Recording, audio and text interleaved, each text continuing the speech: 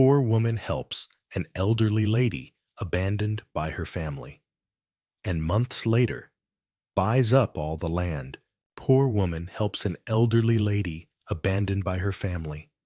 And months later, buys up all the land. Sky never had much, but she always had heart. That day, under the blazing sun, she saw an old woman being kicked out of her house by her own children, and she couldn't just stand there.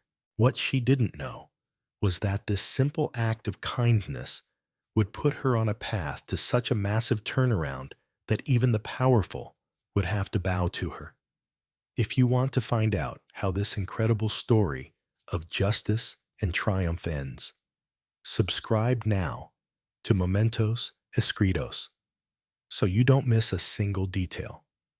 And let us know in the comments which city you're joining us from today. The door to the old farmhouse, the only home Ethel had known for 50 years, remained shut. The afternoon sun of 1962 beat down mercilessly, making the gray in her messy hair shimmer. She tried to turn the doorknob one last time, but it was locked from the inside. "Gary, Craig, for the love of God, don't do this to me," she cried, hitting the wood with her frail fists. Silence was her only answer. The heat was stifling, and the desert dust was already clinging to her damp cheeks. She felt small, invisible, erased from her own existence. "We warned you, old woman," Craig shouted from a side window, his voice heavy with annoyance. "You signed the papers. The house and the land are ours. You don't have anything here anymore." Ethel leaned against the railing, feeling her legs give way. "But where will I go? I have nothing. Only you." Gary opened the window. "Just a crack. That's not our problem anymore. You should have accepted our offer to go to the nursing home in Phoenix. Now get lost, or we'll call the sheriff." The window slammed shut. Ethel looked at her suitcase. It contained 3 dresses, a toothbrush, and the photo of her late husband, Arthur. Everything that was left of a life of hard work. She looked out at the arid lands that stretched as far as the eye could see. Her lands, or at least they had been until that morning. Her sons had tricked her, telling her to sign tax papers that turned out to be the property transfer. Her naivete had cost her everything. She felt so foolish, so betrayed. About 100 meters away on the dirt track, Sky watched the scene while trying to fix the broken fence of her own small, precarious farm. Her heart sank. She knew old Ethel by sight, always kind in town. Seeing her like that, kicked out by her own children, made her feel sick. Sky knew what it was like to struggle alone. She was a single mother to a 5-year-old boy, Toby, and she barely managed to scrape enough from her small plot of land to feed them both. "Mom, I'm thirsty," Toby said, tugging at her skirt. Sky distractedly stroked his head, her eyes fixed on Ethel's trembling figure. "Hold on a sec, sweetheart."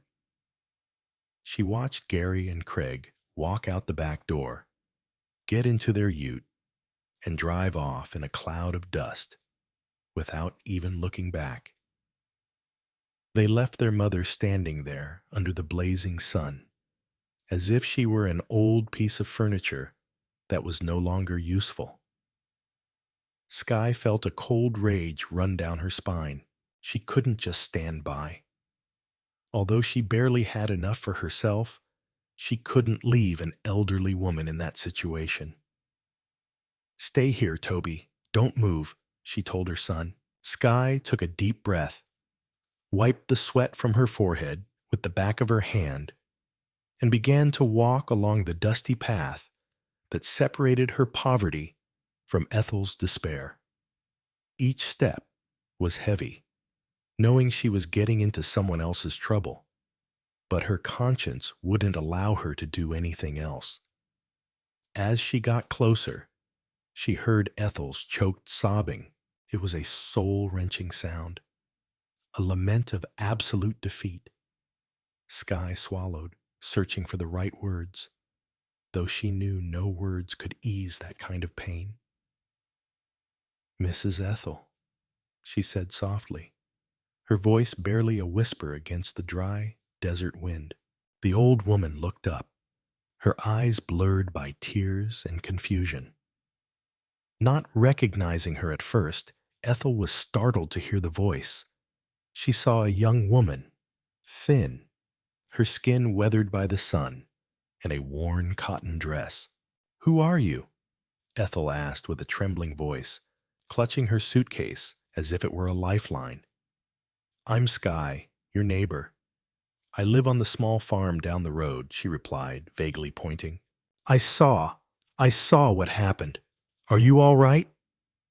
The question sounded foolish in the heavy air. It was obvious she wasn't all right. Ethel shook her head, unable to speak, and the tears welled up again. Skye felt a knot in her throat. This woman represented all her fears, ending up old, alone, and with nothing. She looked at the big house, now silent and hostile, and then looked at her own shack. Barely 2 rooms and a leaky roof. She had nothing to offer. "Mrs. Ethel, you can't stay here. The sun is too strong," Skye said, extending a tentative hand. "Come with me. My place is humble, but at least you'll have shade and a glass of water." Ethel looked at her suspiciously. A stranger? What would she want from her? Her sons had robbed her. Why would she trust anyone else? "No, I can't. I'm waiting. They'll be back," Ethel lied, even though she knew it was futile. "I'm sure this is a misunderstanding." Skye sighed, her heart aching for the old woman's denial. "Ma'am, I saw them leave. I don't think they'll be back soon. Please come. Just for a bit until you decide what to do." Weakness overcame Ethel. The heat, the crying, and the shock were making her dizzy. Her knees buckled, and she almost fell. Skye reacted quickly, catching her arm. "I've got you. It's all right. I've got you." Ethel's skin was hot and dry. Skye took the suitcase with one hand and put Ethel's arm over her shoulders. "Let's go, one step at a time. My place is close." Ethel, too weak to protest, allowed herself to be guided. As they walked slowly, Skye could feel the old woman's fragile bones. How could children do this to their mother? She, who fought every day to give Toby a future, couldn't conceive of such cruelty. She thought of her own mother, who had passed away years ago, and how much she missed her. The injustice of the situation burned inside her. She knew bringing Ethel to her home was a risk. She barely had enough food for 2. How would she feed 3? They arrived at Skye's small farm. It was a simple wooden structure with a rickety porch and a chook pen with only 3 scrawny hens. Toby ran towards them, scared. "Mom, who is she?" Skye tried to smile. "It's Mrs. Ethel, sweetheart. She'll be staying with us for a while." Toby looked at the crying old woman, and then at his mother, confused. Skye guided Ethel to the only rocking chair she had, which groaned under the weight. She gave Ethel a glass of water from the water butt, which was lukewarm, but it was all she had. Ethel drank eagerly, the water spilling onto her chin. "Thank you, dear," she whispered. "You didn't have to." Skye shook her head. "We all need help sometimes, ma'am. Rest No one will hurt you here. Sky looked at the pantry. Half a sack of beans, a little cornmeal, and some vegetables from her patch. It would be difficult weeks, but her heart told her she had done the right thing. That first night was long. Sky made a watery bean soup and tortillas. They ate in silence, a heavy silence, broken only by the sounds of the desert and the gentle breathing of Toby, who was sleeping on a straw mattress. Ethel barely touched the food, her gaze lost on the unpainted wooden wall. Sky watched her, wondering what horrors she was reliving in her mind. Sky's shack was so small that Ethel's sadness seemed to fill every corner. They were good boys, Ethel suddenly whispered, as if reading Sky's thoughts. Arthur, my husband, always said Gary was smart and Craig had a good heart. I don't know what happened. Sky put down her spoon. Money changes people, Mrs. Ethel. Or maybe it just reveals who they really are. Ethel slowly nodded. Arthur died 5 years ago. Everything changed after that. They started talking about selling the land, about moving to the city, about me being a burden. You are not a burden, Sky said firmly, even though her own situation made her feel like one. You built that farm. It's yours. Ethel laughed bitterly, a dry sound. Not anymore. I signed the papers. I was foolish. My eldest son, Gary, said they were to reduce taxes, that the government would help us.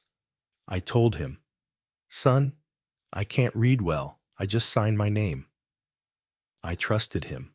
Sky's heart turned cold. It hadn't just been cruelty. It had been a deliberate, cold, and calculated deception. Sky put Ethel to bed in her own bed, the only one she had. She and Toby would sleep together on the straw mattress. Rest, ma'am. We'll see what to do tomorrow. Ethel lay down, but Sky knew she wouldn't sleep. She stayed awake for a long time, listening to the old woman's choked sobs in the dark.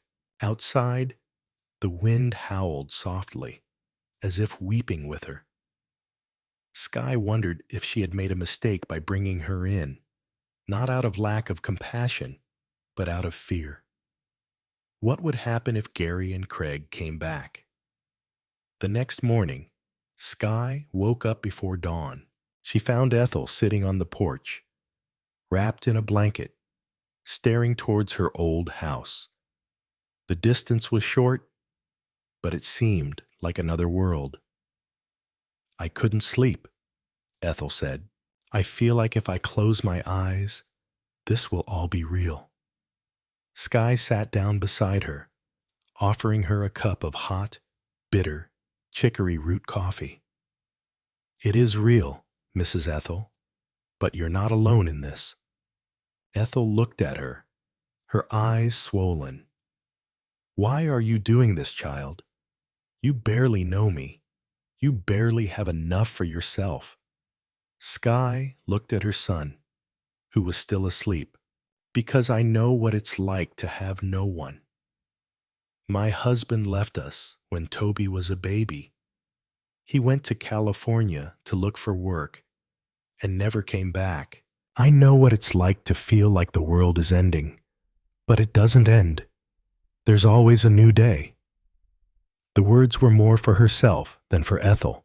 As they talked, they saw a car they didn't recognize approaching on the road. It wasn't the son's ute. It was a shiny black sedan, which looked out of place in the Yuma dust. The car passed Sky's farm and stopped right in front of Ethel's farmhouse door. A man in a suit and hat got out. He looked at the house and began taking notes in a notepad. Ethel squinted. I don't recognize that man. What could he be doing? The man in the suit stayed there for almost an hour. He walked around the property, looking at the ground, examining the structure of the old well and the fence line. Ethel watched him from Sky's porch, her anxiety growing. I've never seen him. Arthur handled all the business. Since he died, only my sons. Her voice trailed off. Sky felt a pang of uneasiness. That man didn't look like a farmer. He looked like someone from the city, someone with money.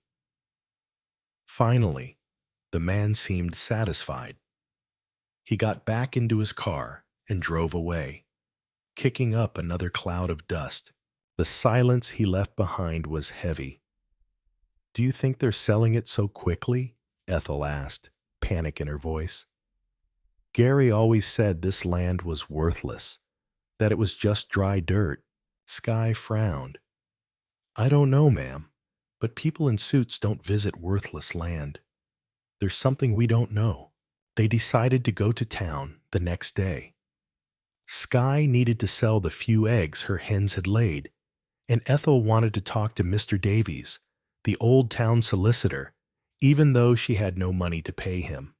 They took the old bus that passed once a day, a bumpy ride that shook their bones. Ethel looked out the window, each stop reminding her of a life that was no longer hers. Sky held Toby on her lap, the boy looking curiously at the sad old woman. The town of Yuma was a mix of adobe buildings and new wooden facades. The heat shimmered on the asphalt. Mr. Davies's office was above the pharmacy, up a creaking wooden staircase. The solicitor was an elderly man, with thick glasses and a worn suit. He listened to Ethel's story patiently, his hands clasped on the desk. When she finished, he sighed deeply, a sound of defeat. Ethel, I know your sons. They were always ambitious, Mr. Davies said, cleaning his glasses. The problem is that you signed. You say they tricked you, and I believe you. But legally, your signature is on that transfer document. To annul, it will be almost impossible without solid proof of fraud. And that costs money, a lot of money. Ethel sank into the chair. I have nothing. They took every last cent of my savings.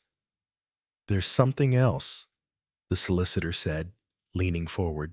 I've heard rumors in town. It's said that a Phoenix Sunbelt property developers company is buying land in this area. Apparently, there are plans for a new aqueduct that will divert water from the Colorado River. The lands, which are now desert, could become incredibly valuable for farming. Sky and Ethel exchanged a look of astonishment. My sons, they knew, Ethel whispered. That's why they did it. They left the office feeling even more defeated. The deception was deeper than they imagined. It wasn't just familial greed. It was a calculated plan to steal a future fortune from Ethel. As they walked back to the bus stop, Sky had to spend her last few cents on a biscuit for Toby, who was starting to cry from hunger. The situation was desperate. Not only had they lost the farm, but they were watching Gary and Craig prepare to get rich at their mother's expense.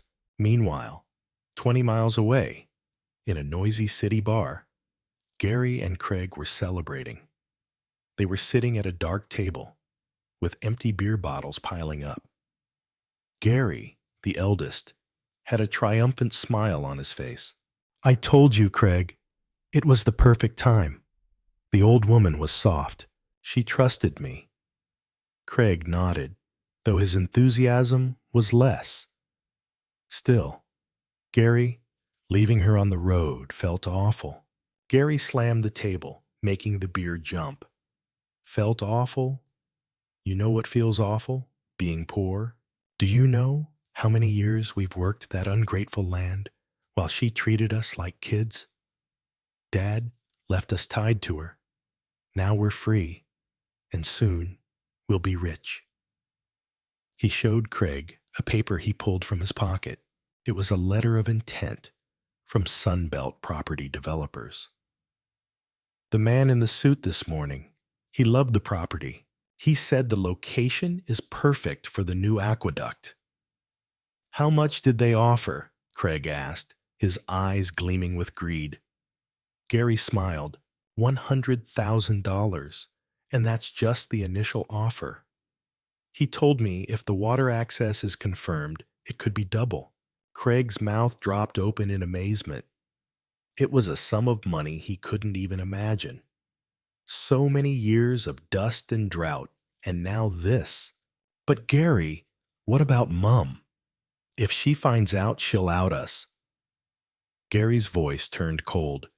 "She's on the street. Who's going to listen to a crazy old woman who says her sons tricked her? By the time anyone investigates, the money will be in our account, and we'll be in California. It's the last time we set foot in this desert." He took a long drink.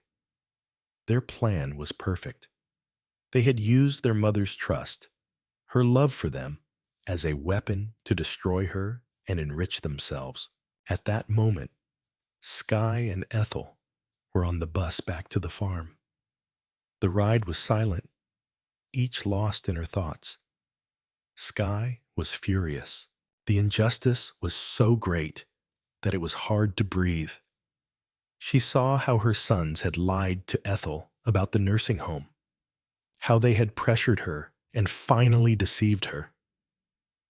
And now they were about to benefit enormously. She looked at Ethel, who was dozing, her face exhausted and marked by pain. Sky felt an iron determination growing in her chest. She wasn't much.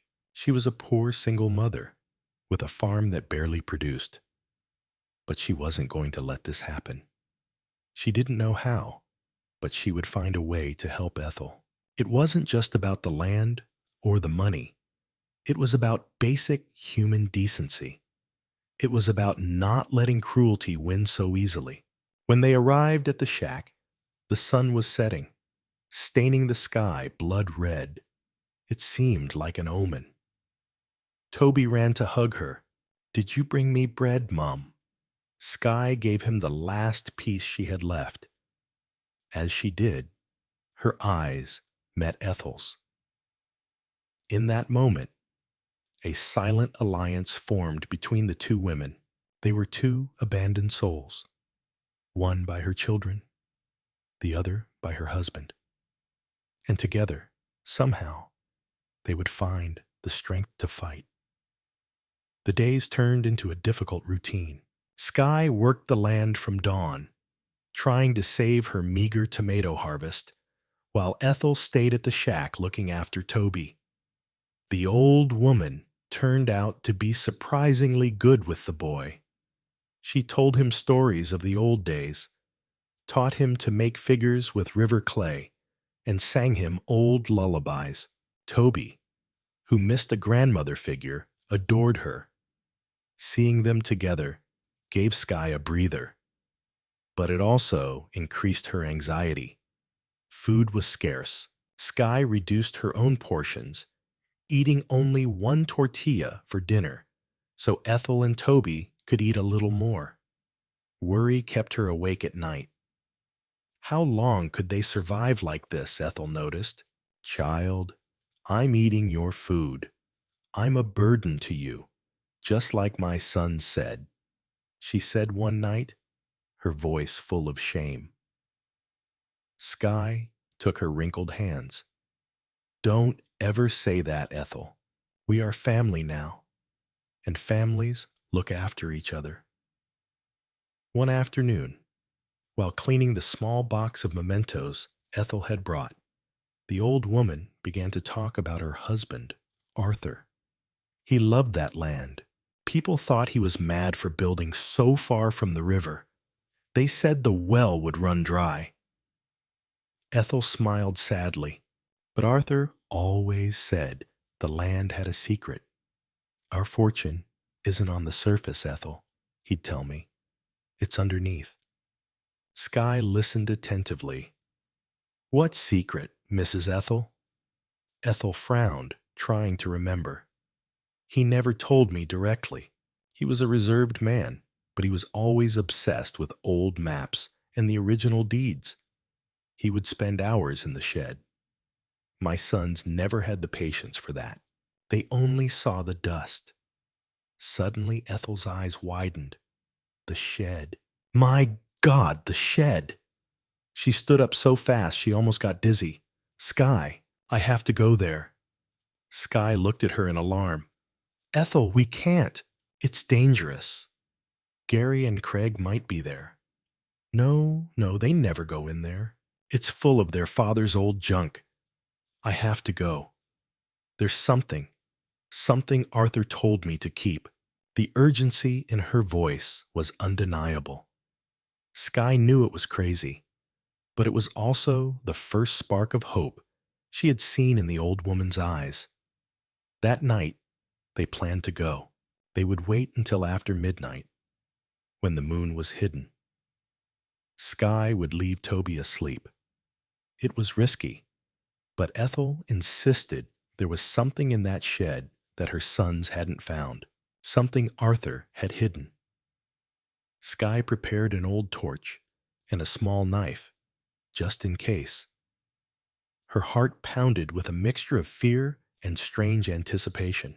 They walked in the darkness, the only light coming from the distant stars. The air was cold. Every rustle of a bush made them jump. Ethel's farmhouse loomed like a dark ghost in front of them. They slipped around the back, avoiding the main house, and headed for the tool shed about 50 meters from the house. The door was locked with a rusty padlock. It's locked, Skye whispered. Ethel searched the pocket of her worn dress. Arthur always kept a key under this stone. The key was there, cold and metallic under the loose stone. Skye's heart pounded so loudly she was afraid they would hear it from the main house. With trembling hands, Ethel inserted the key into the padlock. It turned with a metallic screech that seemed to echo in the silence of the night. They pushed the door open, and it groaned mournfully. The interior smelled of old metal, oil, and dust accumulated over years. Skye turned on the torch. Its beam cut through the darkness, revealing a mess of tools, barrels, and broken machinery. What are we looking for, Ethel? Skye whispered, moving the light. Shadows danced on the walls. Ethel looked around, disoriented. I'm not sure. Arthur had a desk in here. He used to work late. They moved toward the back, stumbling over plow parts. There it was. An old oak desk, covered in cobwebs and yellowed papers. Ethel approached, her fingers brushing the familiar wood. He was always here. She started checking the drawers. The first was full of rusty nuts and bolts. The second, of old, illegible bills. Ethel seemed increasingly desperate. It has to be here. I remember. Skye directed the light to the top of the desk. There was an old map of Yuma County tacked to the wall. It was covered with Arthur's handwritten annotations, strange marks and lines that made no sense. What is this? Skye asked, bringing the light closer to the map. Ethel looked at it. They were his scribbles. He was always drawing on that map. But as Skye examined it, she noticed something. The lines seemed to follow a pattern, converging at a specific point on Ethel's property, near the old dry well. And next to the lines, Arthur had written some barely legible words. Here rests the water. Priority right, 1889. Before they could decipher it, they heard a noise outside, the sound of an engine. Skye instantly turned off the torch, plunging them into absolute darkness. "Hide," she whispered. They crouched behind some metal barrels, their hearts in their throats. A pair of Ute headlights swept the yard, illuminating the shed entrance. It was Gary and Craig. They were back. "Are you sure you left it here, Gary?" Craig's voice sounded irritated. "I'm sure of it. The buyer wants to see the original well papers. He said something about water rights." Footsteps were heard approaching. Skye held her breath, praying Toby wouldn't wake up alone. Ethel was trembling so violently that Skye had to put a hand on her shoulder to calm her. The footsteps stopped right outside the shed door. "Bloody hell! The door is open," Gary said. There was a terrifying pause. Do you think the old woman came back?" Skye closed her eyes, bracing herself for the worst. A powerful torch beam entered the shed, sweeping the mess. Ethel stifled a sob. The light moved, getting closer and closer to the barrels where they were hiding. The beam stopped inches from their hiding place. Skye could see Gary's silhouette in the doorway, his face shadowed. "There's nothing here, just Dad's old junk," Gary said, his voice full of contempt. "It must have been the wind. That lock is so rusty it probably fell off on its own." Craig muttered something from outside. "Hurry up, Gary. This place gives me the creeps. Let's go to the house. The papers must be in Dad's desk." Gary lowered the torch and left the shed, slamming the door shut. The sound of the padlock being put back on, even if badly secured, sounded deafening to them. Skye and Ethel remained motionless, not daring to breathe. They heard the brothers enter the main house, their voices arguing as they searched. They stayed hidden in the cold darkness for what seemed like an eternity, the smell of metal and fear filling their lungs. After about 20 minutes, they heard the brothers leave the house, swearing. "They're not there. Those papers are nowhere to be found," Gary shouted. "The buyer needs them for tomorrow, or the deal goes cold." Craig sounded scared. "What if Mum has them?" There was a silence. "No, she's not that smart. They must be here. We'll come back tomorrow in daylight and search this place, including that bloody shed." They heard the Ute start up and speed away. Skye waited 5 full minutes before turning her small torch back on. Ethel was pale as a ghost, leaning against the barrel. "They're looking for the water papers," Ethel whispered. Arthur was right. The secret was the water. Skye shone the light back on the map.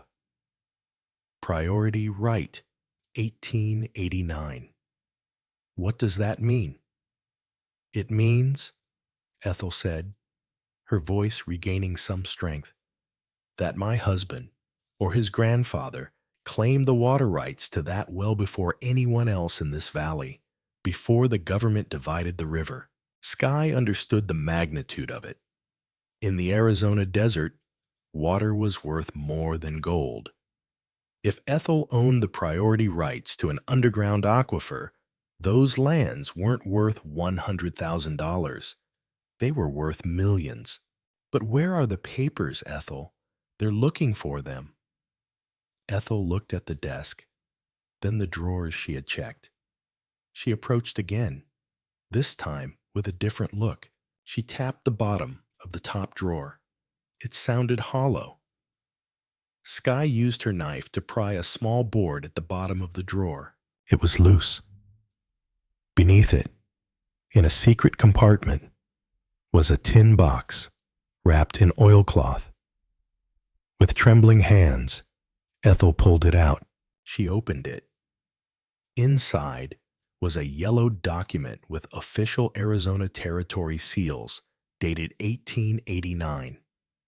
It was the original water deed, and it was in the name of Arthur and his heirs. Ethel burst into tears, but this time they weren't tears of sadness. They were tears of relief, of hope. He saved it. He knew one day. Sky hugged her. We have to get out of here. They'll be back tomorrow. They left the shed, making sure to leave everything as it was. They ran back to Sky's shack, the priceless document hidden under Ethel's dress.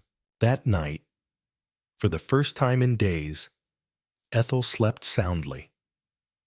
The next morning, the atmosphere in Sky's shack was electric.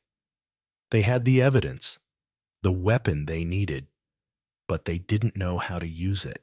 The document lay on the table as they ate their meager corn porridge for breakfast. We have to take this to Mr. Davies, Sky said. He'll know what to do. Ethel nodded, though fear was still visible on her face. But we don't have any money, and if Gary and Craig see us, we'll go at dusk, Sky decided. And don't worry about the money.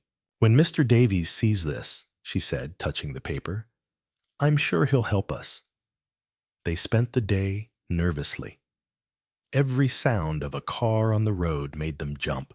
Ethel told Sky more about Arthur, how he had always believed in that land, how he had spent years studying geological maps, convinced that an ancient underground river flowed beneath it. My sons thought he was mad. They called him the Dream Seeker, she said sadly. Meanwhile, at the main farmhouse, Gary and Craig were desperate. They had searched the house and shed for hours without finding anything. The Phoenix buyer had called, impatient. I told you the old woman had them, Craig yelled, kicking an old tire. Gary was furious. It's all right. If she has them, we'll go get them back. Where could she be? There's only one person foolish enough in this valley to help her. That skinny woman down the road. Just as the sun began to set, staining the sky orange, Sky and Ethel prepared to leave. Sky was braiding Toby's hair, telling him to be good, when they heard the roar of the ute. It stopped abruptly in front of Sky's shack. Gary and Craig jumped out, their faces darkened with fury. Mother! Gary shouted, banging on the flimsy wooden door. We know you're in there. Give us the papers. Sky opened the door, putting Toby behind her. She faced the two men, her small body trembling. But her eyes were steady. Get off my property. You're not welcome here. Gary shoved her aside, making her stumble. Don't interfere, girl. He entered the small room, his eyes wild with searching. Craig followed, looking scared but complicit. They saw Ethel sitting in the chair, clutching something to her chest. There they are, Gary yelled, pointing at the lump under Ethel's shawl. Give them to me, Mother. They're ours. They belong to us. He lunged at her, but Ethel, who had been a broken woman days before, found a strength she never knew she had. She stood up and slapped him. The sound echoed in the room. No, she cried. They don't belong to you. They belong to this land. Thieves! You tried to rob me. Gary, enraged by the slap, raised his hand to hit her. But Sky was faster. She grabbed the cast-iron frying pan from the stove and hit him on the back. Gary howled in pain and turned on her. You'll pay. You'll pay for this. He grabbed Sky's arm, his grip like steel. Toby screamed in terror. Ethel tried to intervene, but Craig held her back. The situation was out of control, violent and dangerous. Let her go, Gary. You're hurting my son, Sky yelled, struggling against Gary's grip. The man was blinded by rage, his face inches from hers. Tell me where the papers are, or I swear I'll—" At that moment, a shout was heard from outside. "Stop right there. Leave those women alone."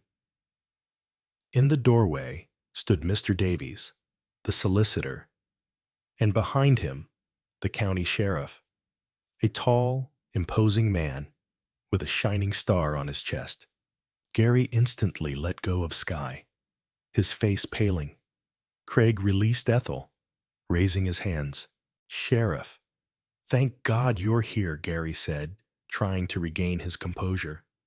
"This woman attacked us, and my mother, she's not right in the head. We're trying to help her." The sheriff looked at the room.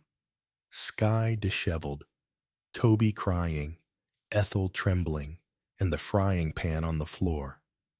"It doesn't look like you were helping, sir. It looks more like trespassing and assault." "Sheriff," Mr. Davies intervened, his voice calm but firm, "these men have committed a serious crime. They deceived their mother, Mrs. Ethel, into signing over her property transfer, believing the land was worthless." Mr. Davies approached Ethel. "Do you have the papers, Ethel?" She nodded, and with trembling hands, she handed him the tin box. "And they did it to sell the land to a developer, concealing the true value from her, these priority water rights."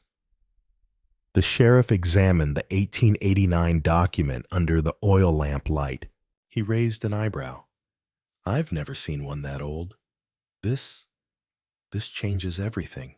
Gary protested. "It's fake. It's a trick. The land is ours. She signed." The sheriff looked at him coldly. "We'll have to verify this with the county records. But in the meantime, given the circumstances, the assault I just witnessed, and this accusation of fraud, I think you and your brother will spend the night in jail." As the sheriff led Gary and Craig away, this time in handcuffs, shouting threats and insults, Mr. Davies turned to Ethel. "Ethel, this is stronger than I thought.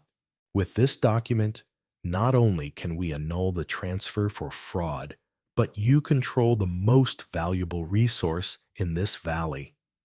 Ethel looked at the document, incredulous. "Arthur, he saved us even after he died." Skye finally hugged Toby, soothing his sobs. Relief washed over her, but also uncertainty. What would happen now? Mr. Davies looked at her with respect. "One more thing, Sheriff. I want to press charges against these men for threatening Mrs. Skye and her son." The sheriff nodded. "Consider it done, Mr. Davies." The door closed, leaving the two women and the boy in a sudden silence, the tin box on the table. The solicitor sighed. "Now the real battle begins, ladies. Gary and Craig will fight dirty, and that Phoenix company won't give up easily. They have a lot of money." Ethel looked at Skye, her eyes clear. "I'm not afraid. Not as long as I'm with Skye." Skye nodded, though she was trembling inside. The nightmare was over, but the fight for justice was just beginning. The night in jail didn't soften Gary. On the contrary, they were released the next morning on bail, paid by an expensive solicitor in a fancy suit sent by Sunbelt property developers. The company's solicitor, Mr. Reynolds, met with them at the town cafe. His face was impassive, his eyes cold. "This is a disaster, gentlemen," Mr. Reynolds said, his voice sharp. "My company does not associate with public scandals. Assaulting your own mother is terrible optics." Gary tried to defend himself. "It was a misunderstanding. The old woman is senile, and that woman, Skye, is a troublemaker." Mr. Reynolds raised a hand, silencing him. "I don't care about your family drama. I care about that water document, our $100,000 deal was based on dry land. If those 1889 rights are valid, the land is worth 10 times more, and my company will not pay that amount. Craig, who had been quiet, paled. What? Are you withdrawing the offer? Gary looked at Mr. Reynolds in a panic. They had lost the land and now the money too. Not so fast, Mr. Reynolds said. The company prefers to avoid costly litigation, and we don't like an old piece of paper getting in the way of progress. He pulled out a checkbook. We will make your mother one final offer, $50,000. For the land and the water rights, she signs everything, and you withdraw any counterclaims. Is that it? Or will we crush her in court? $50,000? You said it was worth millions, Gary protested. Mr. Reynolds smiled coldly. It will be worth millions after we invest millions in infrastructure. Right now, it's an old piece of paper and a desert. Tell her to think about it. She has 48 hours. And Gary, make sure she accepts. We don't like to lose. Mr. Reynolds stood up, left money for the coffee, and walked away, leaving the two brothers alone with the weight of their failure and the company's threat. Meanwhile, in Mr. Davies's office, the atmosphere was one of cautious optimism. The solicitor had confirmed the validity of the document with the county records. It's solid as a rock, Ethel. Your grandfather was a very clever man. He claimed this before Arizona was a state. Ethel felt like she was living a dream. So, am I rich? She asked naively. Mr. Davies smiled sadly. You own something very valuable, which is different. Now you have to fight for it. Mr. Davies explained that the Phoenix Company would try to intimidate them, offer them a pittance, or drag them into a lawsuit that would last years until they ran out of money. And we don't have any money, Sky said, the reality hitting her. That's why I'm taking this case pro bono, Mr. Davies said. But we'll need more than that. We'll need to prove that your sons knew the value of the water when they tricked you. We need to prove the fraud. Ethel looked down. Gary lied to me. He said they were tax papers. Sky took her hand. And the man in the suit visited the farm before they kicked you out, didn't he? They knew. The son's plan was crumbling. But the threat from the Phoenix Company was much greater. It was a David versus Goliath fight, an elderly woman and a poor single mother against a millionaire corporation. The news of the $50,000 offer arrived that same afternoon. Gary and Craig, now with nothing to lose and pressured by Mr. Reynolds, went to Sky's shack.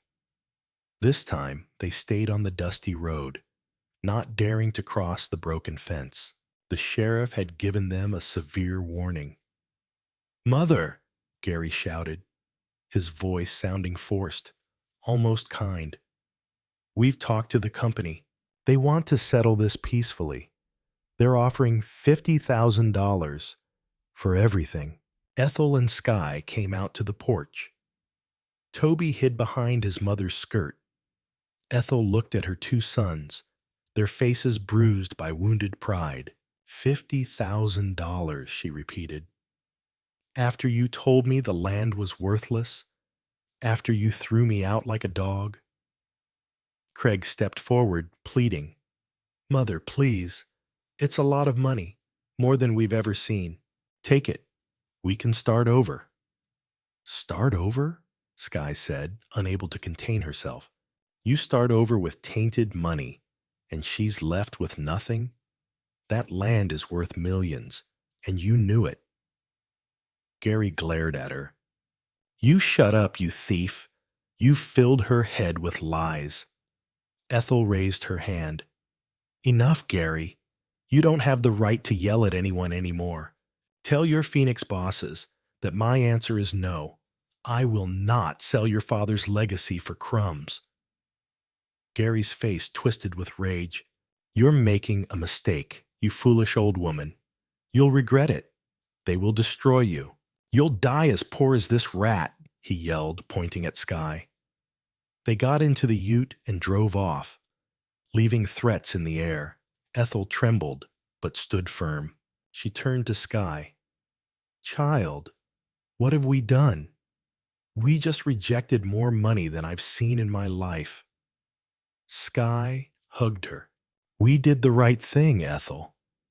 We can't let them win with lies. That night, however, doubt consumed them. $50,000 would have changed their lives. They could have bought a decent house in town, food, clothes for Toby. Now they had nothing but a piece of paper and powerful enemies.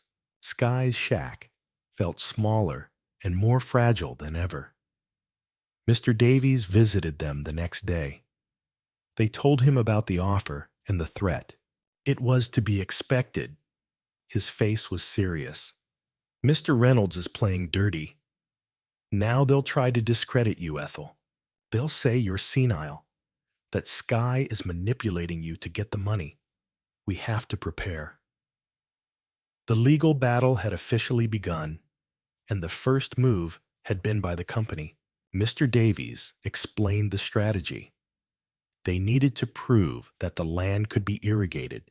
The document said there was water, but they needed to prove it was accessible. The old dry well. Arthur was sure it was over the aquifer, Ethel said. We need to dig, run tests, Mr. Davies said. And that, mate, costs money. Money we don't have. The optimism of the previous morning faded, replaced by a cold reality. The lack of money became an insurmountable wall. Mr. Davies was working for free, but the well experts, the geologists, and the court costs wouldn't wait. Sky tried to get a loan at the town bank, using her small farm as collateral, but the banker laughed at her. Daughter, this property is barely worth $1,000. And for what? To fight Sunbelt property developers? Are you mad? She left the bank feeling humiliated and defeated. Meanwhile, the company's pressure increased. One morning, Sky discovered that someone had broken her fence during the night, and her 3 hens had disappeared. It was a small but devastating blow. They were her only source of income besides the vegetables. She knew it hadn't been a coyote. It was a message. Ethel was terrified. They're playing with us, Sky. They want us to give up out of hunger. That afternoon, a neighbor, Old Man Kevin, who had a farm a few miles away, stopped by. He was a man of few words, but he had known Arthur. I heard what those boys did to you, Ethel, and I heard that company is pressuring you, he said, chewing tobacco. Arthur was always an honest man and a good neighbor. He looked at Sky's broken fence. The world is full of vultures. Sky and Ethel said nothing, ashamed of their situation. Kevin sighed and went to his ute. He returned with a sack of flour and a bag of potatoes. It's not much, but no neighbor of Arthur's will go hungry while I'm around. Ethel's eyes filled with tears. Thank you, Kevin. God bless you. He just nodded. And one more thing. Arthur helped me with my well once. He lent me some tools, special augers. I never returned them. Maybe they'll be useful to you. The next day, Kevin returned with a heavy, rusty toolbox. They were hand-drilling tools, old but well-maintained. Arthur called them his truth seekers, Kevin said. Sky looked at the tools. They were heavy, designed to be operated by a strong man. But Mr. Davies's idea resonated in her head. We need to prove the water is accessible. She looked at Ethel. We're going to dig. Child, we can't, Ethel said. We're 2 women and a boy. That well is 30 meters deep. We're not going to dig a new one, Sky said, her voice full of an almost feverish determination. We're going to clean the old one, the one on your property. If Arthur was right, the water is there. It's just blocked. It was a crazy, dangerous idea. If they were caught on the property, the sheriff wouldn't be so kind this time. But desperation pushed them.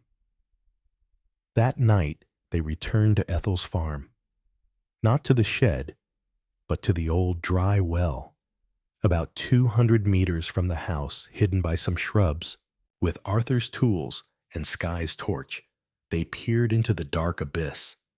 It smelled of dry earth and nothingness. It was an impossible task, but it was the only chance they had. For the next few nights, they worked in secret.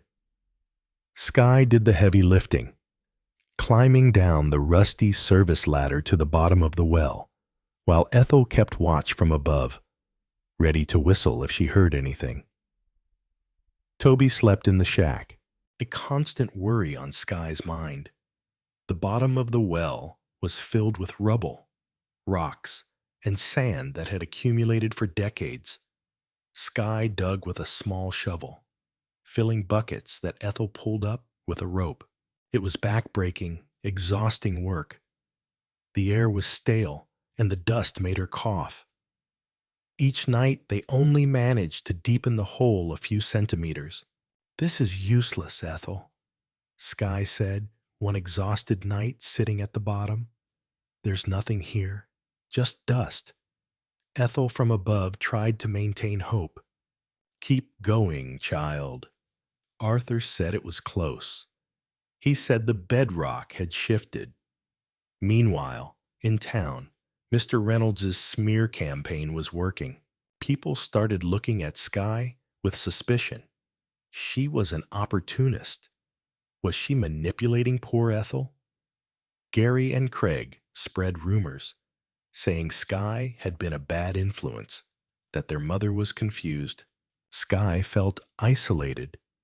Only Mr. Davies and Old Man Kevin were still on her side. One night, as she was digging, Sky's shovel hit something that was neither rock nor compacted earth. It was wood. Rotten wood. "Ethel, bring the light closer," she shouted. Ethel lowered the torch as far as she could. Sky cleared the dirt and discovered what looked like old planks. They were covering the entrance to something. With tremendous effort, she used one of Arthur's bars to pry. The wood gave way with a dull creak. Beneath the planks was a void. And then a sound. The sweetest sound in the desert. Water. A slow but constant dripping. Water. "Ethel, I found water." Sky scrambled to the surface, hugging Ethel. They both cried, covered in dirt and sweat. "We found it, Ethel. We found it." They hurried back to Sky's shack before dawn, carrying a bottle full of murky, muddy water. It was the ugliest and most beautiful evidence they had ever seen. They rushed to Mr. Davies's office that same morning, bursting in without knocking. Mr. Davies looked at the bottle of muddy water on his desk. He listened to the story of how they found it. A slow smile spread across his face. "Ladies, you've just won the war." He called a geologist friend of his in Phoenix, someone who owed him a favor. "I want you to analyze this sample, and I want you to come to Yuma. Bring your drilling equipment. I think we're about to make history." The geologist arrived 2 days later. Mr. Davies had secured a temporary court order, allowing them access to the well for evaluation. Much to the fury of Mr. Reynolds and Gary.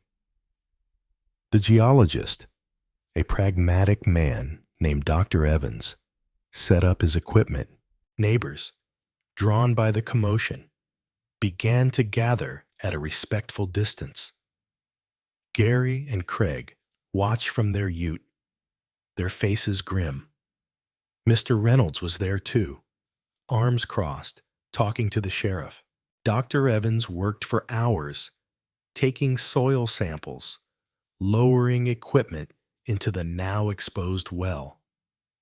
Sky and Ethel waited, their hands clasped so tightly their knuckles were white.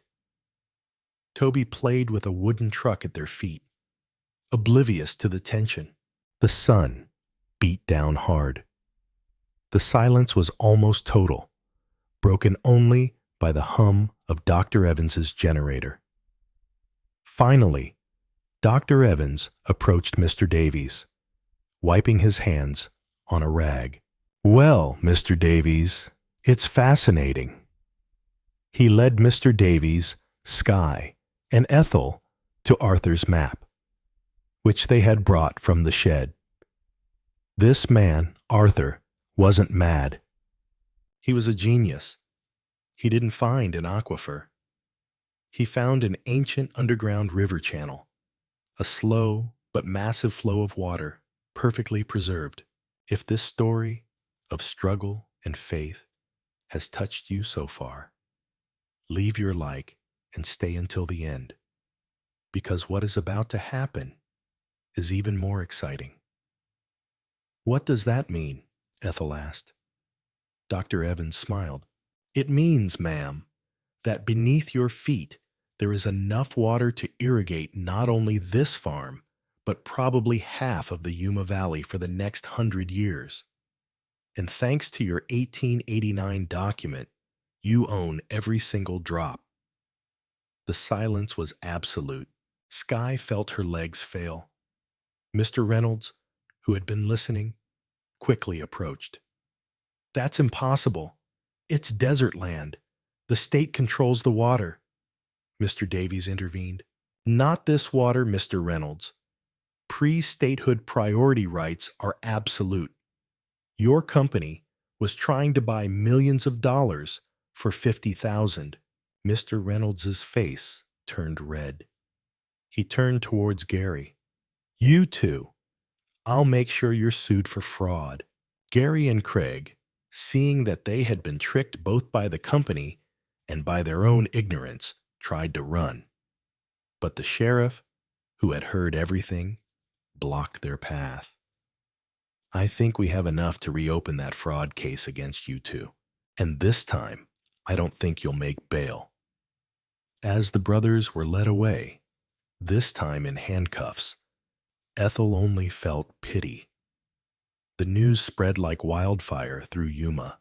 Ethel, the widow, discovers a river under the desert. Overnight, she went from being an outcast to the most powerful woman in the county.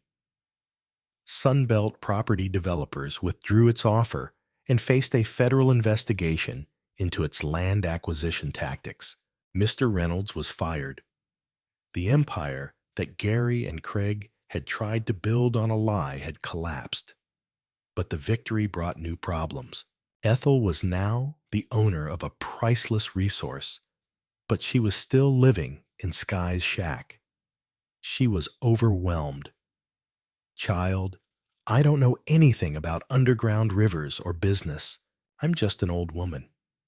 What am I going to do with all this?"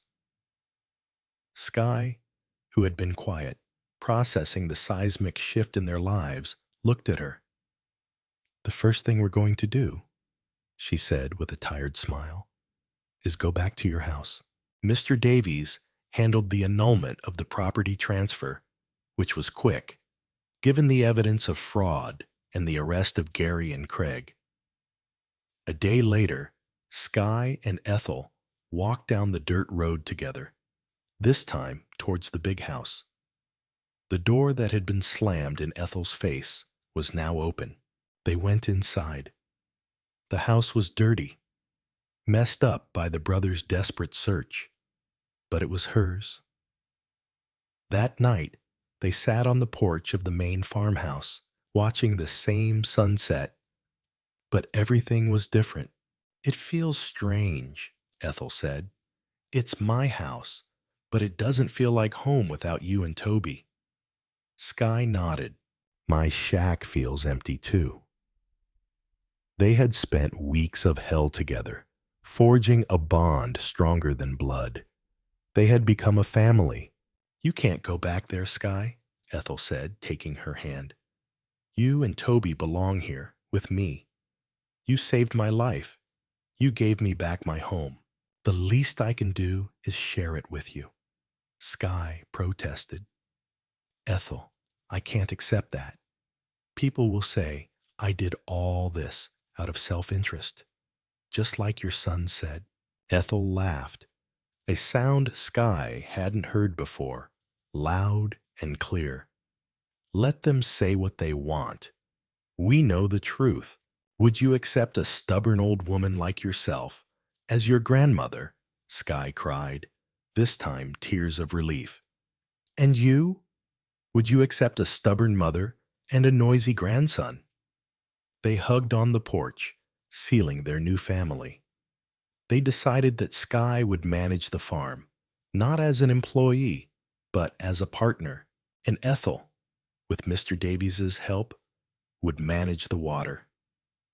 They wouldn't sell it to greedy developers, but use it wisely, as Arthur would have wanted. The following months were about rebuilding. Sky's shack was repaired and converted into a guest house. The main farmhouse was cleaned and restored to its former glory. But the biggest change happened on the land. With Dr. Evans's guidance, Reyes, and the careful investment of the savings Ethel did have, hidden in the same tin as the water papers, something she hadn't told anyone, they installed a modest irrigation system. They didn't want to exploit the underground river, but use it respectfully. Ethel's arid land and Sky's small plot began to flourish. What were once dust fields were now green rows of high-quality cotton and alfalfa. They hired neighbors who had lost their jobs, including Old Man Kevin, as the foreman. The farm became a source of employment and hope for the small community. Ethel, who had been invisible, was now Doña Ethel, the matriarch of the valley. Sky flourished in a different way. She was no longer the scared, thin woman who fought for every meal. Managing the farm gave her a purpose and a confidence she had never had. She learned to negotiate prices, manage equipment, and plan harvests. She cut her hair, bought work pants, and became a respected leader in her own right. Toby grew up happy, with land to run on and a grandmother who adored him. One day, while reviewing the ledgers in Arthur's old desk, Sky found a letter she hadn't seen before. It was addressed to my dear Ethel, written in Arthur's hand, months before he died. My love, the letter read, I'm writing this because I know my sons don't understand my work. They are blinded by haste. The water beneath our feet is a blessing, but also a responsibility. Don't let them sell it. Use it to build something that lasts. I trust you will find the strength. Ethel read the letter, with tears in her eyes. He knew. He always knew. She looked at Sky, who was now sitting in Arthur's chair, managing their business. He trusted I would find the strength, but I think he really trusted that I would find you, Sky. Sky felt a shiver. Sometimes, fate worked in mysterious ways, bringing two broken souls together to create something whole. The farm prospered.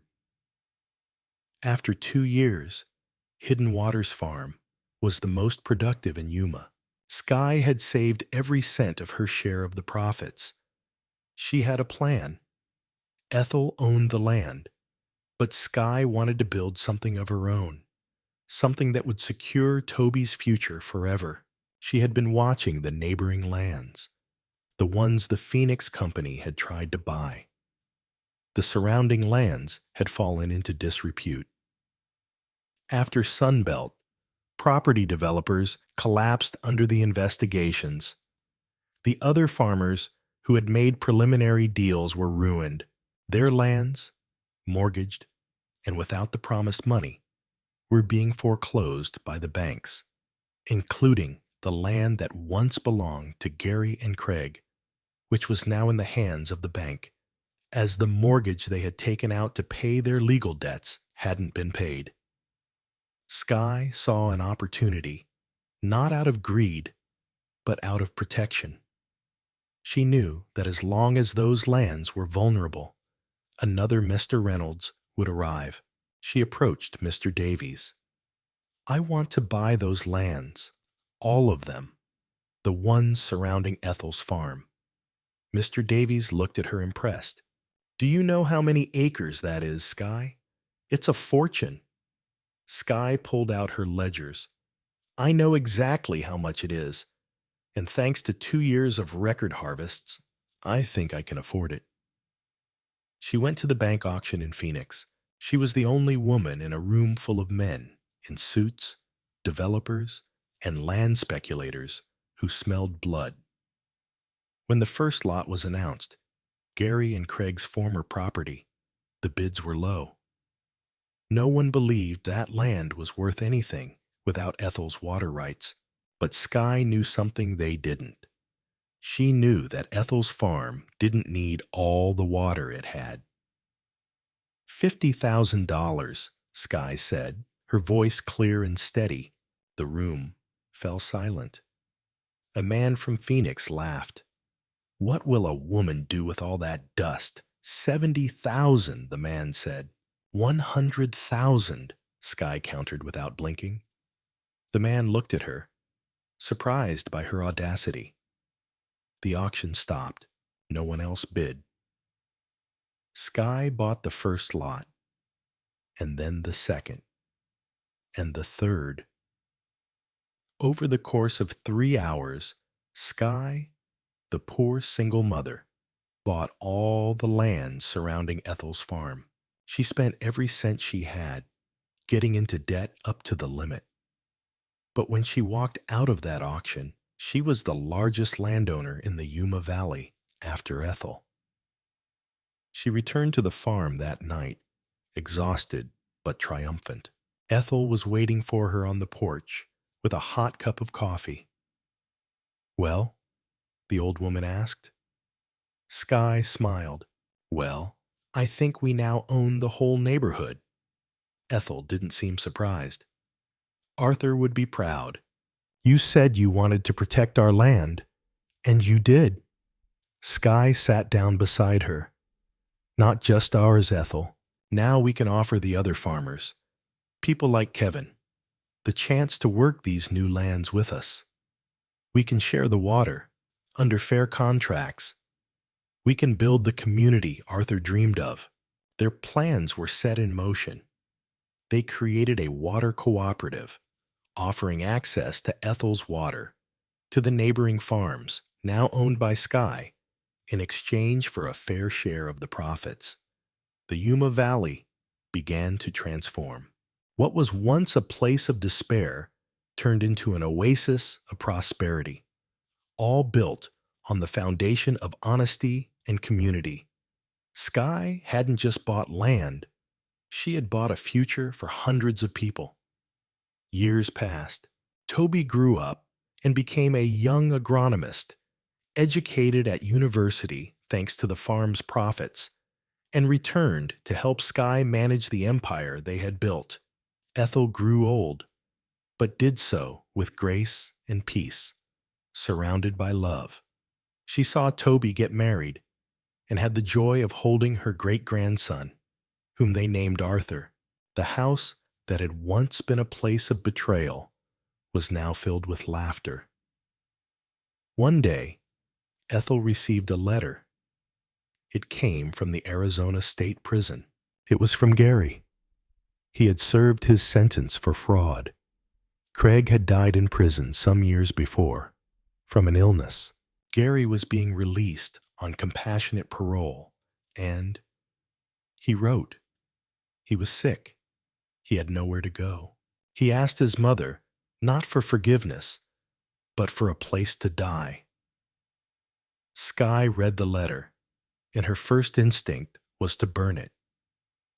After everything he did, he dares to ask, she said coldly. But Ethel, now over 80, looked at her with a quiet wisdom. He's sick, Skye, and he's still my son. The decision shook the peace they had built. They would let in the man who had tried to destroy them.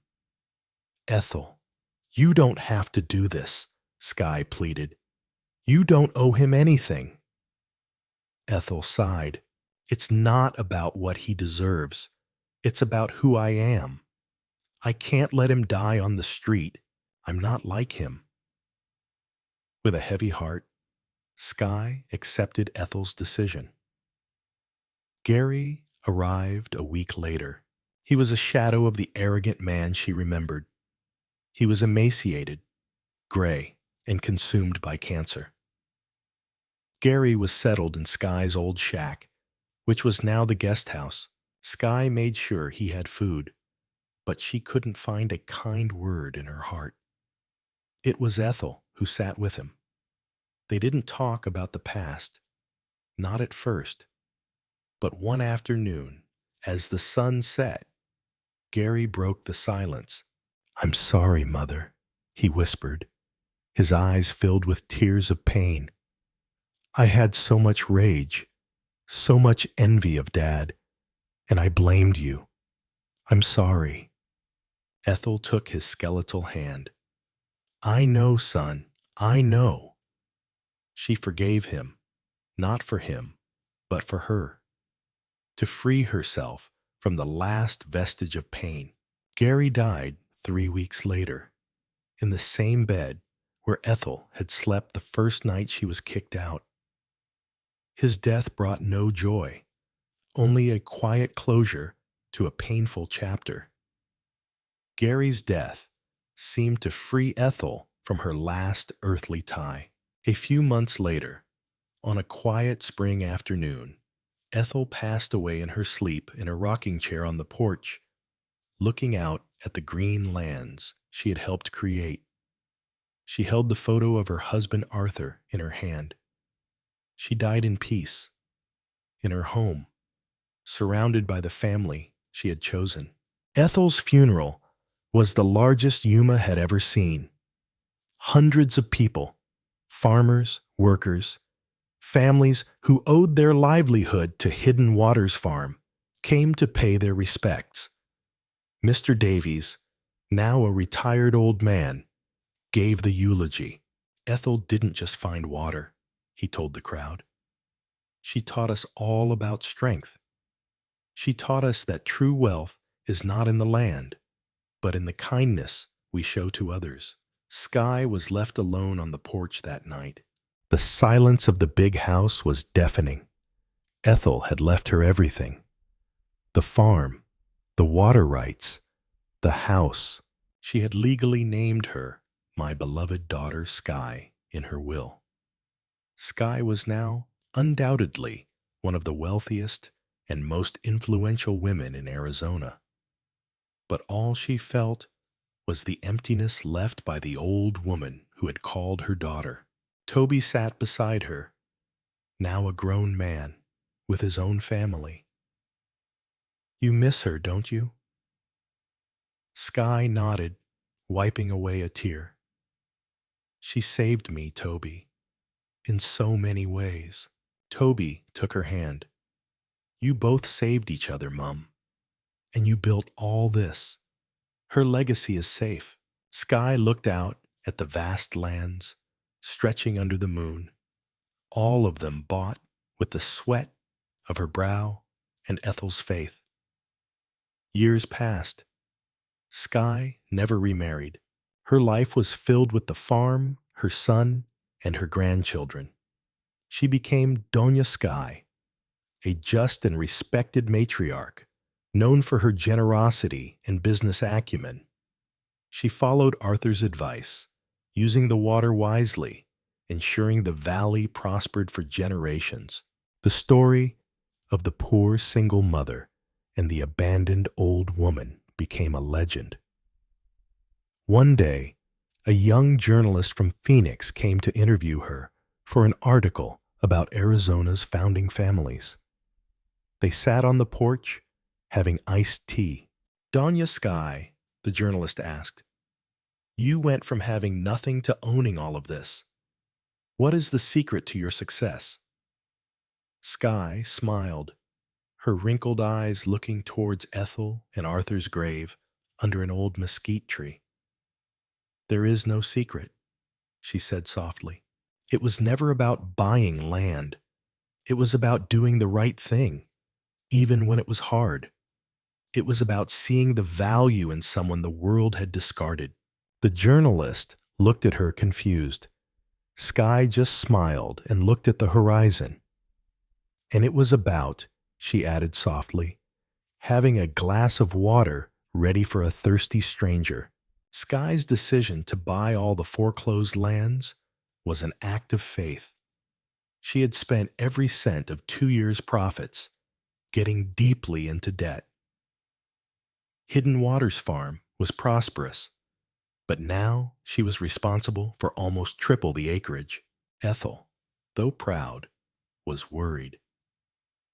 Child, you have taken on a very heavy burden, bigger than your sons, she said one night, reviewing the new property deeds on the kitchen table. Sky smiled, though she was exhausted. It's the only way, Ethel. We can't be safe while we're an island of prosperity surrounded by despair. The first task was the hardest, convincing the mistrustful farmers. Sky called a meeting in the main barn. About 20 families attended, including Old Man Kevin. Their faces were marked by defeat. They had lost their lands to the bank, and now they saw Sky as the new owner. I'm not here to be your boss, Sky began, her voice resonating with nervousness. I'm here to be your partner, she explained her plan. She offered them their lands back, not as owners, but as members of a cooperative. She would provide the land and guaranteed access to the water from Arthur's well. They would provide the labor. The profits would be divided fairly, after covering operating costs and the bank loan. There was a skeptical silence. What guarantees that you won't turn into another Phoenix company? A man shouted from the back. You'll charge us for the water until we're ruined. The tension was palpable. Sky felt the weight of their gazes. The guarantee is me, Ethel intervened, slowly standing up. Everyone respected her. This woman took me in when my own sons left me to die in the dust. She shared the little food she had with a stranger. Do you think she, who fought for this valley, would betray you? Old Man Kevin stood up. I know this woman. And I knew Arthur. He always wanted this. I'm in, Sky. One by one, the other farmers, seeing that it wasn't a takeover, but an offer of survival, nodded. The Yuma Valley Cooperative was born. The cooperative's first year was brutal. Establishing the infrastructure to share the water required digging trenches and laying pipes by hand under the relentless sun. There were disputes over resource allocation. Some members tried to take more water than their share. Sky found herself mediating fights, working as an accountant at night, and as an irrigation engineer during the day. She doubted her decision 1,000 times. She had been arrogant to think she could save everyone. One afternoon, she found Toby, now 8, crying by the well. The other kids say we're rich and mean. They say you stole their houses. Sky's heart broke. She sat down and hugged him. Money doesn't make us mean, Toby. What we do with it does. We're building something, and building is hard. People are scared, but we'll prove to them we're on their side. She knew words weren't enough. She needed to prove it with actions. Ethel, seeing Sky's burden, took an active role. She organized the women of the cooperative. They created a communal kitchen, a shared vegetable patch, and a small school in Sky's old shack, where she herself taught the children to read. While the men fought with the land, the women built the community. Ethel became the heart of the operation. Her wisdom and calm, uniting the fractured families, spread throughout Yuma. Something special was happening at Arthur's old farm. As the water began to flow through the new trenches, the land responded. Fields that had been dry for years began to show a timid green. The cotton and alfalfa grew with a vitality no one had seen before. The cooperative's first harvest was a modest success, enough to pay the first installment of the bank loan and give each family a small profit. Confidence in Sky began to grow. She was no longer the boss. She was Doña Sky, a title of respect earned with sweat. Toby grew up in this environment. He was not the son of a rich owner, but another worker in the cooperative.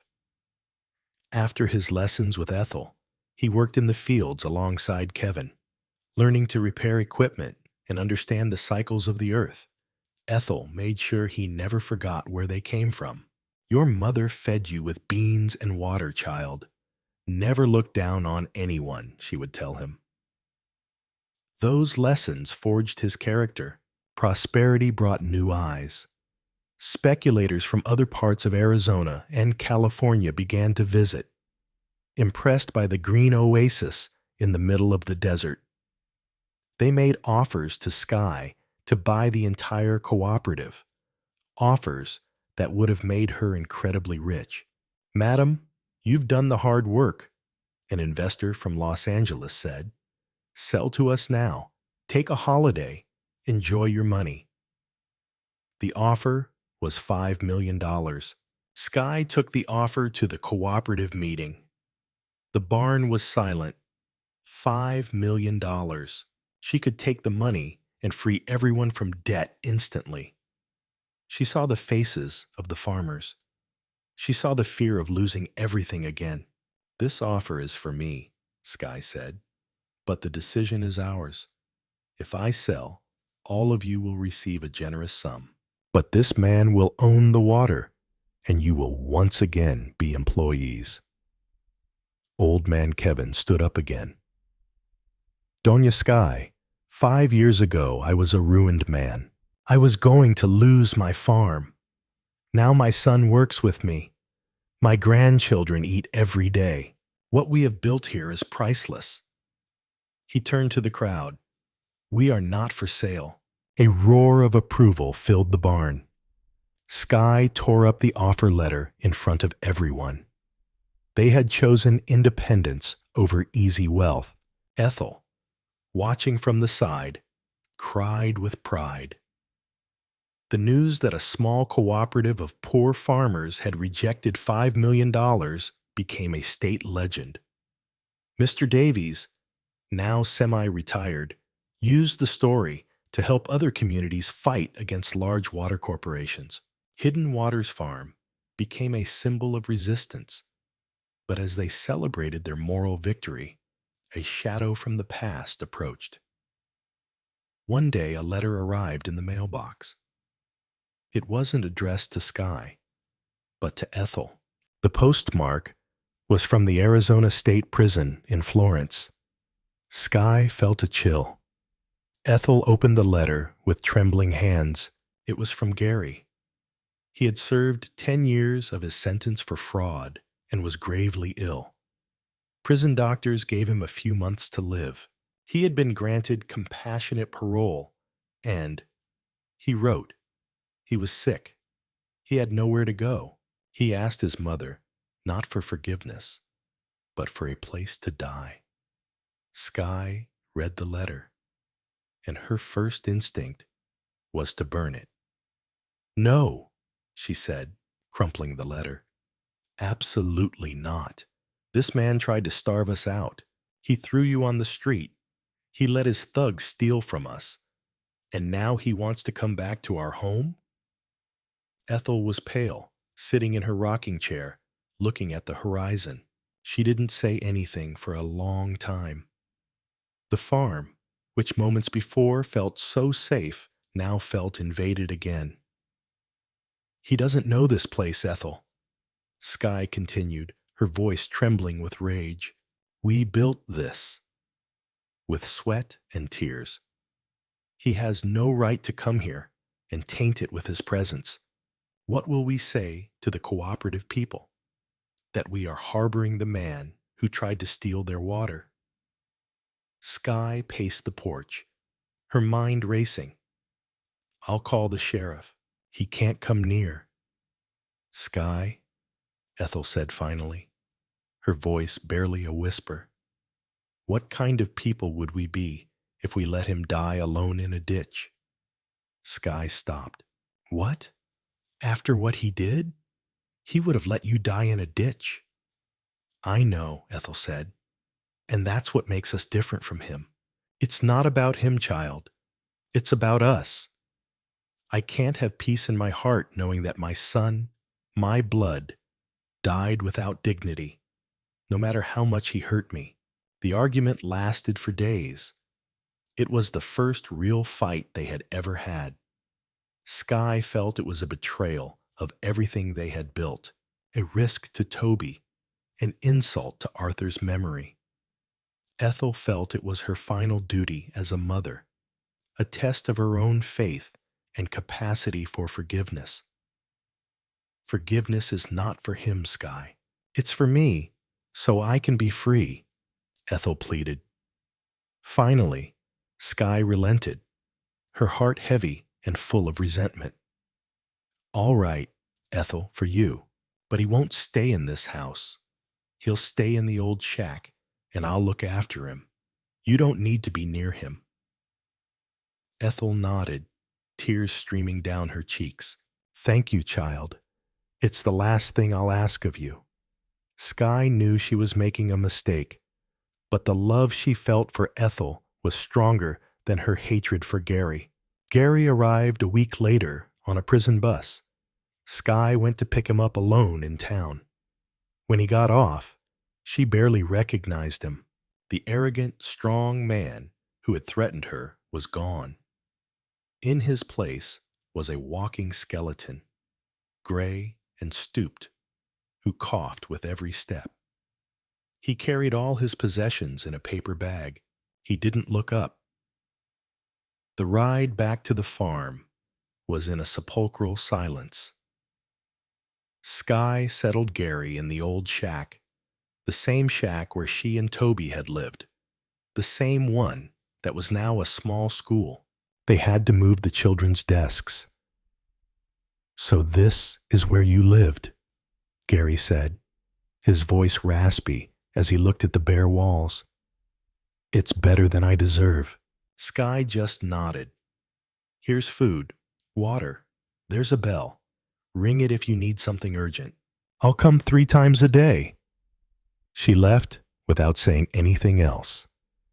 Gary's presence on the farm was a silent poison.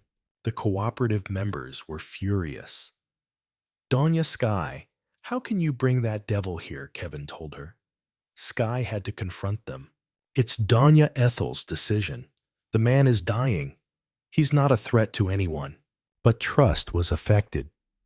People whispered. Toby, now a teenager, refused to go near the shack. He hurt you, Mom. I don't understand it. Sky looked after Gary with a cold, distant efficiency. She brought him his meals, cleaned and changed his sheets. He rarely spoke. He spent his days sitting in the chair, looking out the window at the land that was now prospering without him. He saw Toby working in the fields, strong and capable. He saw the farmers laughing as they repaired the tractor. He saw the main house, well kept and full of life.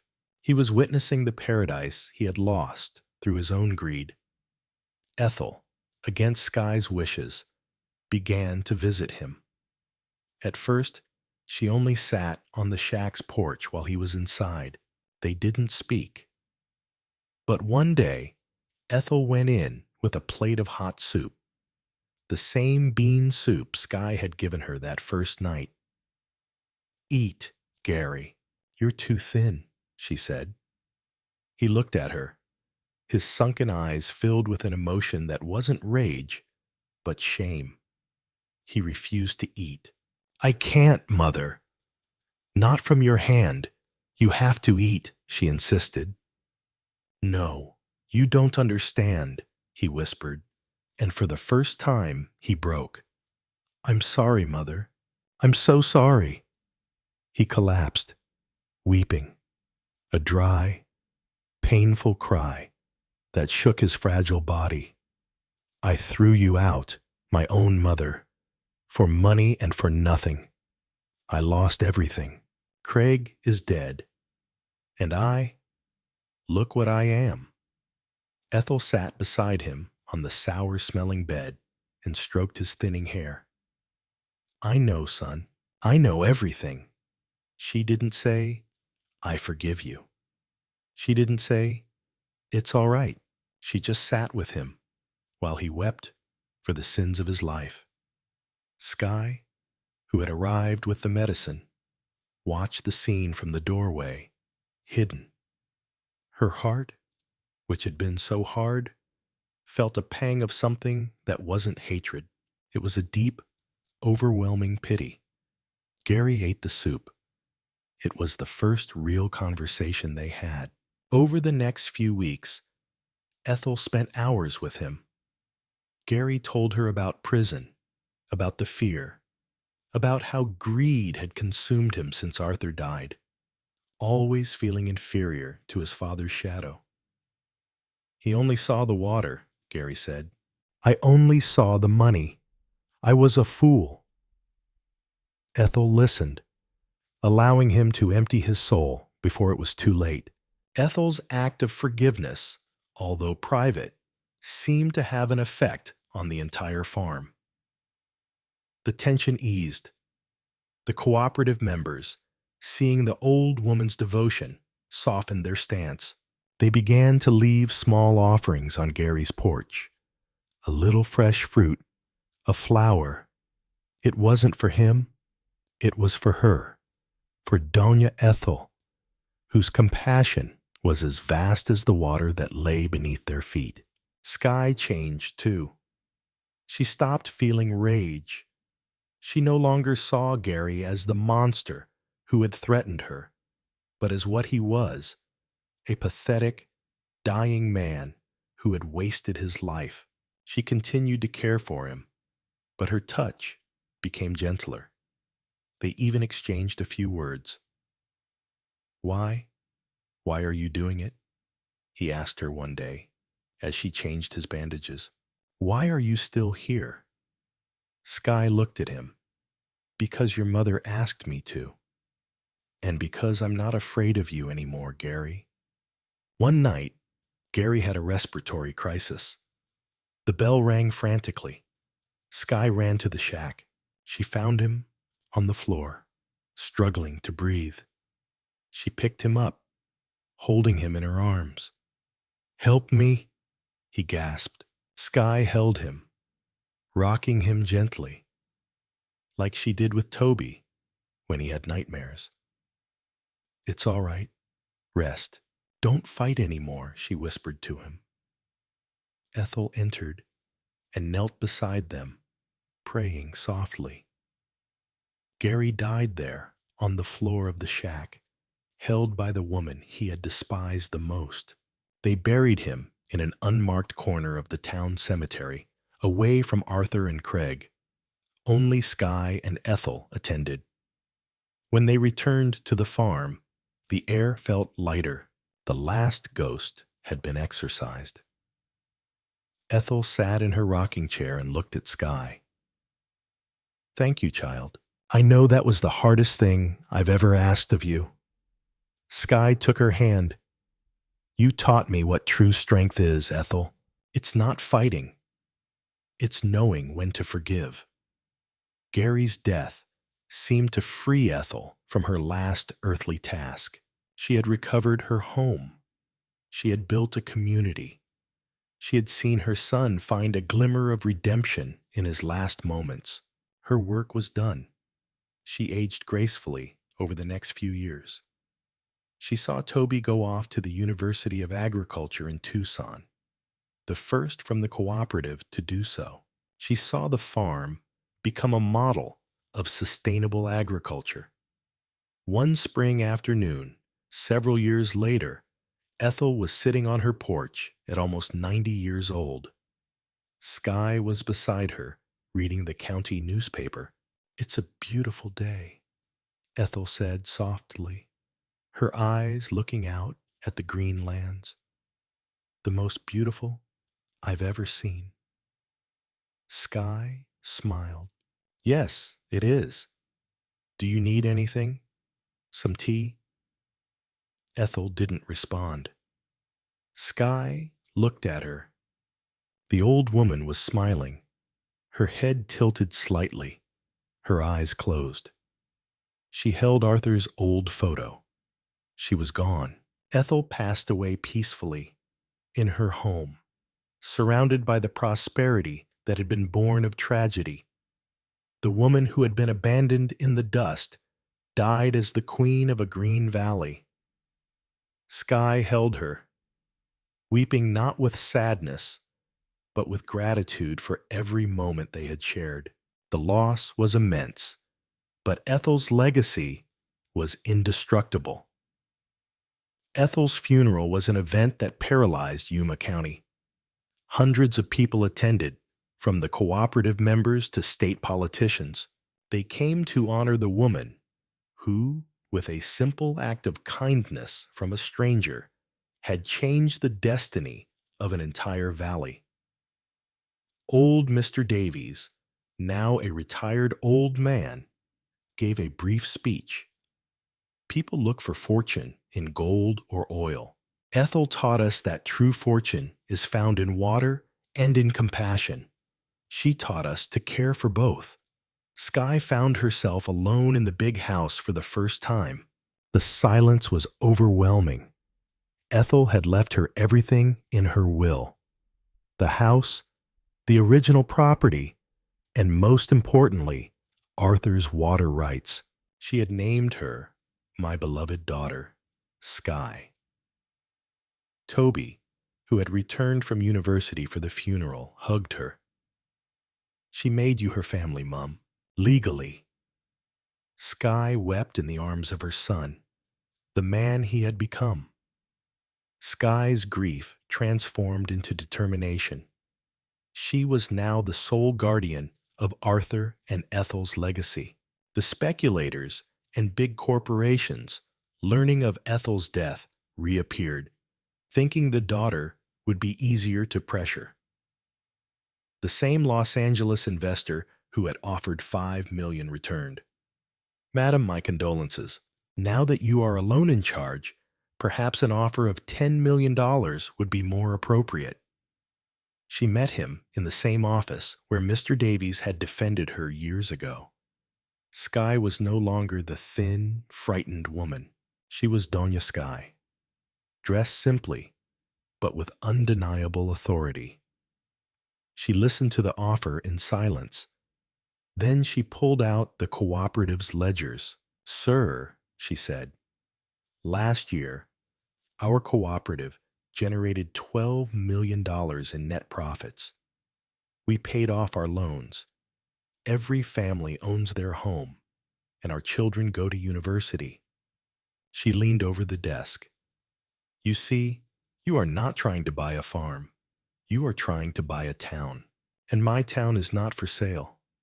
Not for 10 million, not for 100. The man looked at her.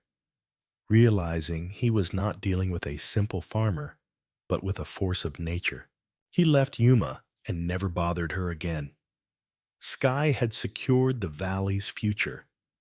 Hidden Waters Farm and the cooperative expanded. Toby returned permanently after graduating, bringing new water conservation techniques. He taught the cooperative how to use drip irrigation, ensuring that Arthur's underground river would last for generations. The farm became a model, studied throughout the country, and it all started because one woman gave a glass of water to another. Sky dedicated a portion of the profits to create the Ethel and Arthur Foundation, a fund to help abandoned elderly people and single mothers in the county. The old shack where it all began was preserved as a museum, a reminder of their humble beginnings. Sky ensured that no one in her community would ever again feel the fear and loneliness that she and Ethel had known. The years passed quickly, turning into decades. Sky grew old, but like Ethel, she did so with grace and strength. She saw Toby marry a teacher from the cooperative school. She saw her grandchildren born, children who ran freely over the lands she had bought, children who would never know hunger. She became the undisputed matriarch of the valley. Doña Sky, a living legend. Her grandchildren loved hearing the story. They would sit on the porch, in the same rocking chair where Ethel had died, and ask her to tell again how she had fought the bad men. Grandma Ethel and I weren't special children, Sky would tell them. We were just tired of being afraid. Sometimes, the greatest courage is simply refusing to be defeated. It's getting up one more time than you fall down. The Yuma Valley had been transformed. Where there was once dust, there were now cotton fields, citrus groves, and vineyards. The cooperative owned its own cotton gin and a packing plant. They were an economic powerhouse, but they were still governed by Ethel's principles: justice, community, and respect for the land. Sky never moved out of the big house, which remained full of old furniture and memories. One day, when Sky was 75, the same age Ethel was when she was kicked out, a young journalist from Phoenix came to interview her. The journalist was writing an article about the most influential women in Arizona history. They walked around the property, visited the Shack Museum, and observed the cooperative's operations. The journalist was amazed by the scale of everything.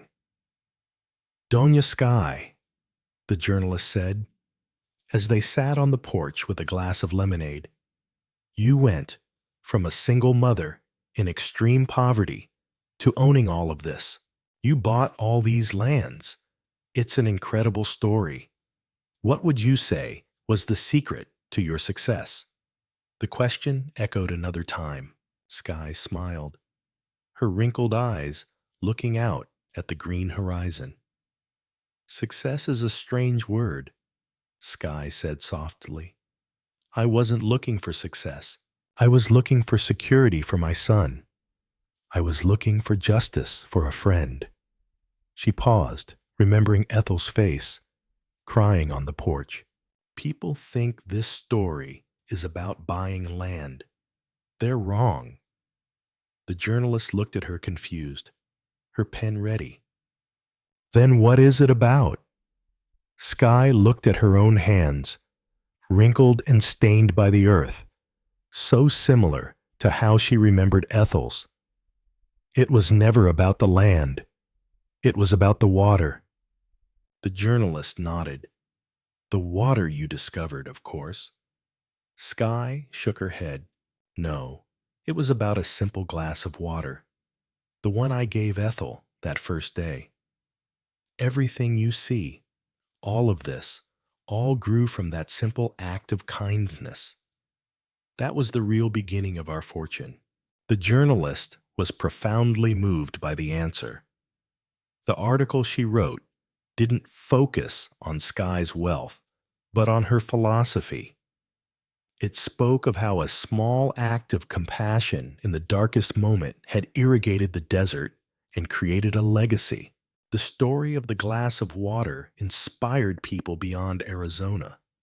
Sky's foundation received anonymous donations, allowing her to expand her help. Sky continued to lead the cooperative well into her 80s, working alongside Toby, and eventually her eldest grandson, Arthur, who had his great-grandfather's passion for geology. The valley was safe. The families who had started as partners now owned their plots, all connected by the cooperative's water network, now managed as a public good. Sky ensured that Arthur's water rights could never be sold. They were placed in a perpetual trust for the exclusive benefit of the valley's residents. Arthur's legacy wasn't wealth, it was life. Sky had fulfilled the promise of the letter she had found. She had used the water to build something that would last. One afternoon, Sky felt a tiredness she hadn't felt before. It was an autumn day, the air crisp. She asked her grandson to take her to Ethel and Arthur's grave, under the large mesquite tree. She sat there for a long time, alone with her thoughts. She looked at the farm, her home for over 60 years. She saw the big house, the porch, the shack in the distance. She saw the green fields. "We did it," she whispered into the wind. "We built something good. I hope you're proud." She felt an immense peace. She was no longer the scared woman fighting for beans. She was no longer the warrior fighting corporations. She was simply Sky, a woman who had lived a full life. She knew her time, like Ethel's, was coming to an end. That night, she died peacefully in her sleep, in her own bed, in the house Ethel had given her. She died as the most beloved woman in Yuma. Her funeral was even larger than Ethel's. It was not a day of mourning, but a celebration of an extraordinary life. The poor single mother had fulfilled her destiny, buying not only the lands, but the freedom and future of an entire valley. The story of Sky and Ethel was never forgotten. It became a lesson parents told their children in Yuma, a story about cruelty and greed, but above all, about the redeeming power of kindness. It proved that no matter how poor you are, or how abandoned you feel, a single act of compassion can change the world. The legacy of Sky and Ethel solidified in future generations. Toby and his children continued to expand the cooperative, but always under the same ethical principles.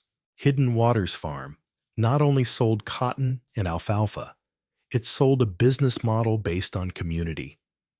They became pioneers in organic farming, respecting the land that had given them so much, caring for the underground river like a sacred treasure. The old main house was preserved, as was the shack. They became a place of learning, where students from around the world came to study how cooperation and ethical resource management could triumph over corporate greed. Arthur's desk, with his stained map, was proudly displayed, a testament to a man who saw a future where others only saw dust. The story of Gary and Craig served as a warning. It was told as the parable of the valley, how greed blinds you, how it makes you destroy what you should protect. Their failure was as fundamental to the legend as Sky's success. It proved that wealth gained through the pain of others is fleeting and turns to ashes. Gary's unmarked grave was a silent reminder of that fact. The town of Yuma prospered, protected from the boom and bust cycles that affected other farming towns, thanks to the stability provided by the cooperative. The Ethel and Arthur Foundation ensured that no elderly person was neglected, that no single mother went hungry. What Sky had given Ethel that first day, she now gave to hundreds of people. Sky's grandchildren, when administering the foundation, often reviewed the archives. They found the old cast iron frying pan Sky had used to hit Gary. It was kept in a box, labeled simply as Justice.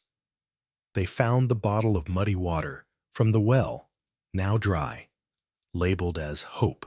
They were the relics of their family, symbols of their struggle. The story didn't end with Sky's death. It continued in every harvest, in every child sent to university, in every family living without fear of poverty. Sky didn't just buy the lands.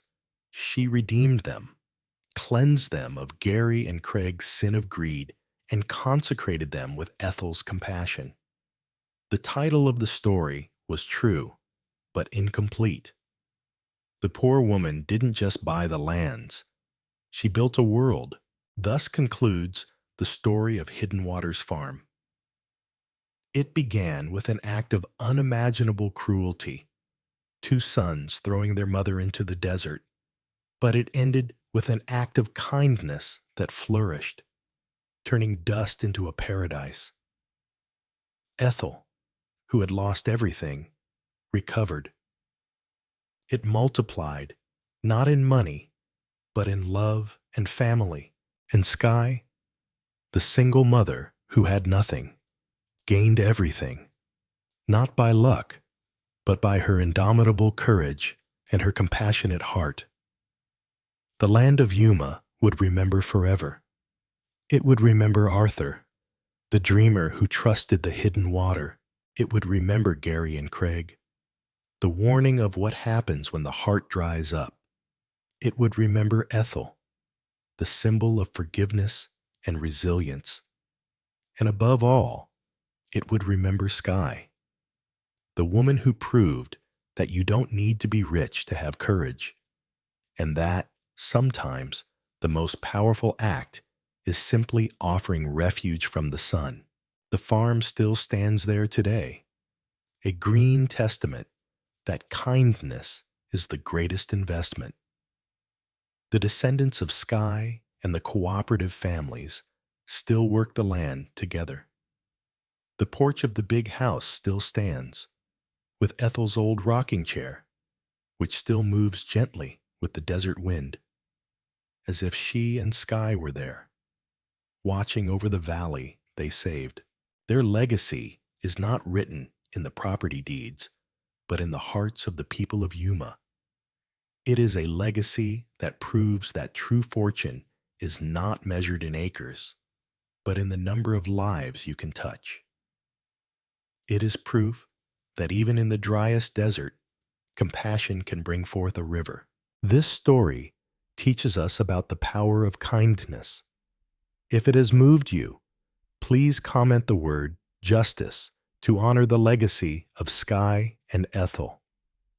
Don't forget to subscribe to Momentos Escritos and leave your like so we can continue bringing you more exciting stories like this, which remind us that true strength lies in the heart.